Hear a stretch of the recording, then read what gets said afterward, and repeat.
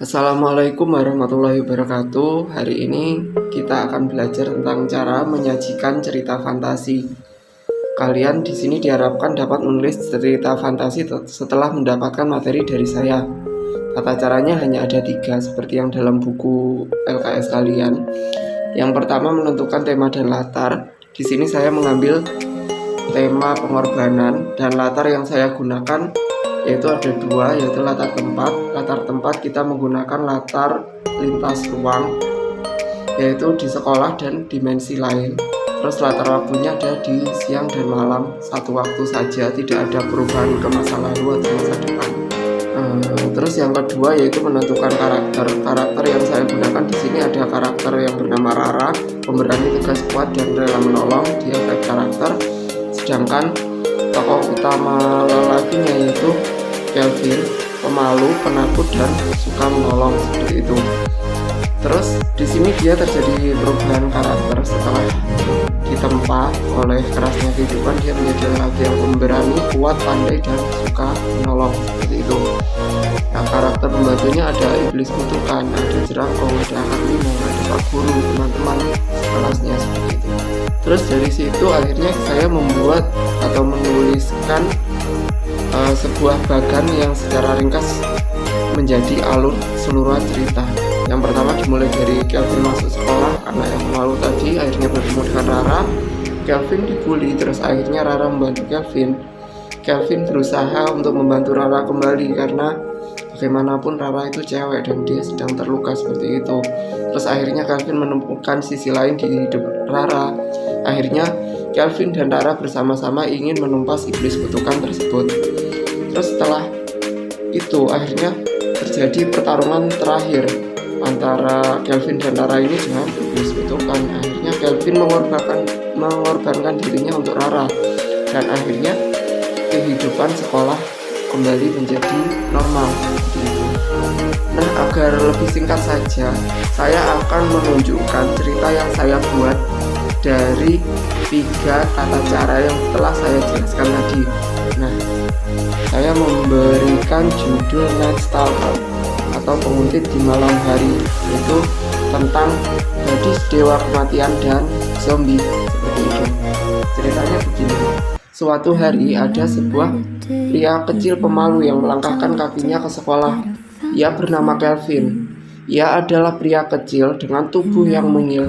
Ia adalah satu siswa di UPT SMP Negeri 1 Selorejo. Suatu hari guru bertanya, "Kelvin, apa cita-citamu?" Tanya salah satu guru tersebut. "Saya ingin menjadi dokter, Pak. Saya ingin menolong nyawa banyak orang," jawabnya lugu. Banyak sekali teman-teman lelakinya yang meledeknya. Anggapan lelaki zaman sekarang, lelaki itu harus kuat. Lelaki bisa dikatakan sebagai orang yang mampu melindungi jika ia mampu memberikan atau menunjukkan kekuatan fisiknya, seperti itu. Tapi di kelas tersebut ada sesosok wanita yang membuat Kelvin kagum. Ia bernama Rara. Rara adalah siswi yang mengikuti ekskul karate di sekolahnya. Ia tidak ingin dilindungi. Ia sangat mandiri. Pernah suatu ketika Kelvin sangat pemalu dan lemah itu dibully oleh teman-temannya.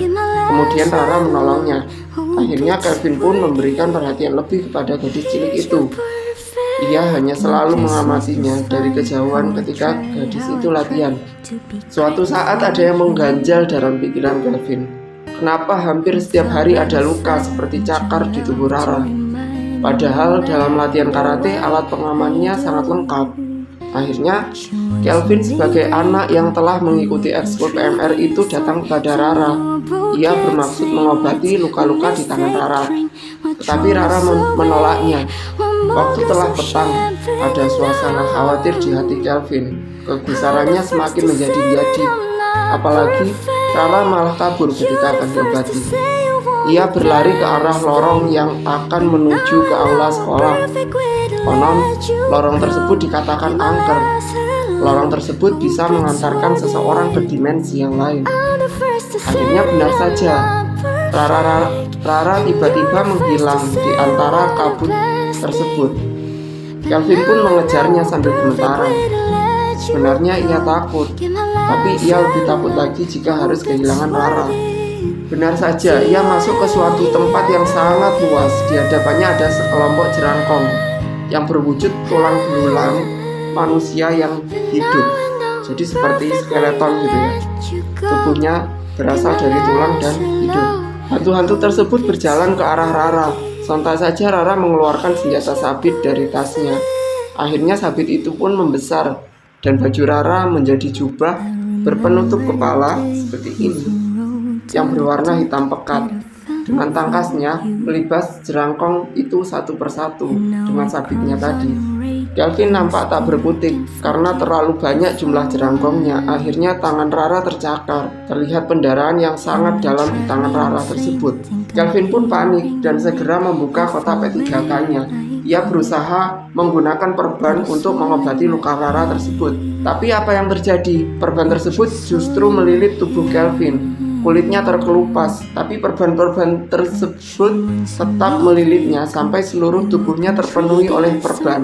Dengan seluruh lilitan dan luka itu, Kelvin bukannya makin sakit, justru ia merasa semakin kuat. Pandangannya berubah menjadi hijau, dan ia menjadi mampu untuk menggerakkan perban-perban yang melekat di tubuhnya.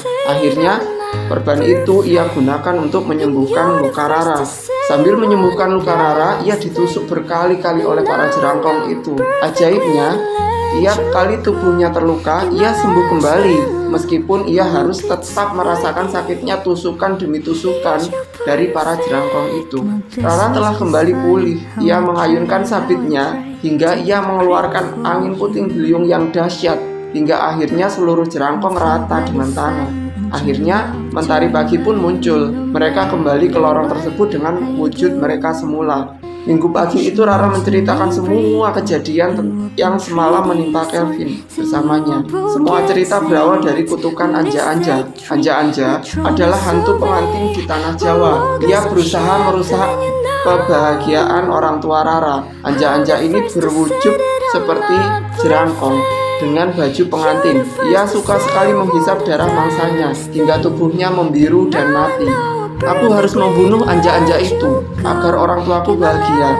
Di sekolah ini ada 2 pusaka sakti dan pusaka tersebutlah yang memilih tuannya.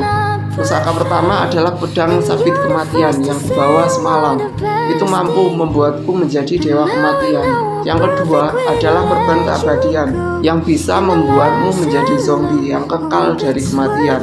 Jadi, jika kita bersama, kita pasti mampu mengalahkannya. Maukah kau menolongku? Ucap Rara dengan wajah senyumnya. Tentu, pasti, jawab Kelvin. Entah sejak kapan pria cengeng itu jadi pemberani. Sejak saat itu, banyak sekali isu tentang gadis dewa kematian dan zombie di sekolah tersebut. Mereka tak pernah tahu jika sosok yang mereka takuti itu berada di dekat mereka dan selalu melindungi mereka. Waktu semakin berlalu, matahari semakin terbenam. Kebulatan tekad dari Rara dan Kelvin juga sudah semakin bulat. Mereka sepakat akan mengakhiri peperangan ini. Mereka memasuki gerbang dimensi yang berada di lorong sekolah itu lagi. Seperti hari-hari kemarin, mereka langsung disambut oleh jerangkong. Mereka maju bersama-sama dan memperandakan mereka satu persatu. Mereka berusaha menyatukan kekuatan. Akhirnya, Kelvin yang telah menyimpan kekuatan kehidupannya, ia salurkan kekuatan tersebut pada sabit Rara. Sabit tersebut membesar seluas gunung, dan dalam sekali tebas puluhan ribu jerangkong yang menghalangi jalan tersebut langsung rata. Terlihat sebuah bangunan seperti istana dengan dinding-dinding yang menjulang diselimuti belukar. Itulah istana iblis kutukan anja-anja di ujung gunung berapi itu. Malam itu mereka langsung berlari ke arahnya. Akan tetapi meskipun mereka telah berlari sekuat tenaga, mereka tetap tak juga sampai. Rara merasa kebingungan. Bagaimana ini, Vin? Telah berjam-jam kita berlari tapi tak kunjung juga sampai. Sebentar akan kugunakan mata hijauku. Dan benar saja, dilihatnya akar yang bergerak-gerak. Ya benar, itu adalah akar Minang atau hantu yang melindungi benteng kerajaan iblis kutukan anja-anja. Akhirnya akar Minang itu pun membesar, membentuk sebuah golem kayu yang berasal dari pepohonan. Kelvin pun melilit golem tersebut dengan perbannya. Rara pun menebas kepala tangan dan kaki golem tersebut hingga lumpuh. Akhirnya mereka masuk ke dalam istana. Terlihat oleh mereka sebuah tengkorak dengan kepala api, dengan mahkota di atasnya dan berbaju pengantin. Itulah iblis kutukan anja-anja. Langsung saja meniupkan nafas api kepada mereka berdua. Namun Rara menangisnya dengan cara memutar-mutar sabitnya. Rara pun terhempas. Kelvin menolongnya dengan perban yang dimilikinya dan membuat jaring untuk menangkapnya. Mereka berusaha membangun serangan. Kelvin pun mengikat tubuh iblis tersebut dan Rara mengayunkan sabitnya.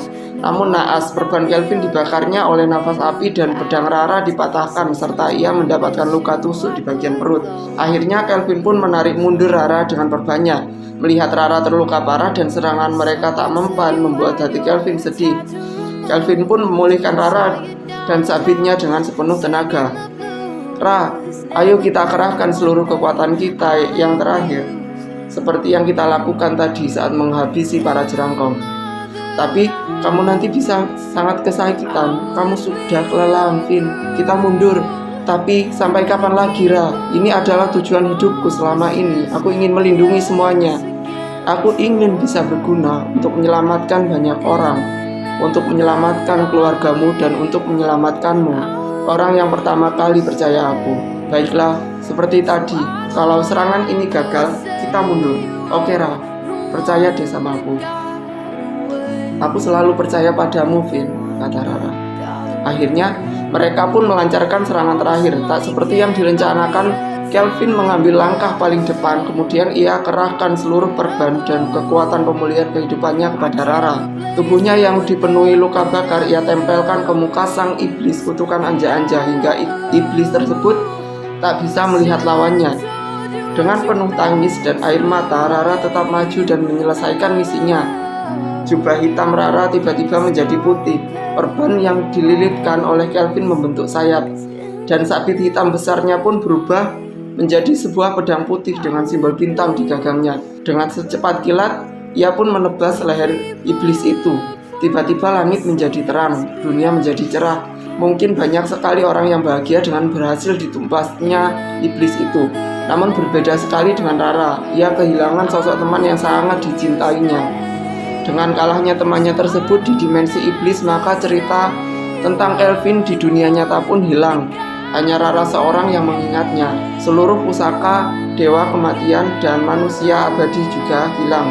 Sepulang sekolah, ia pun membuka tasnya. Ada sebuah perban yang dulu ingin digunakan oleh Kelvin untuk menyembuhkan luka Rara sepulang latihan.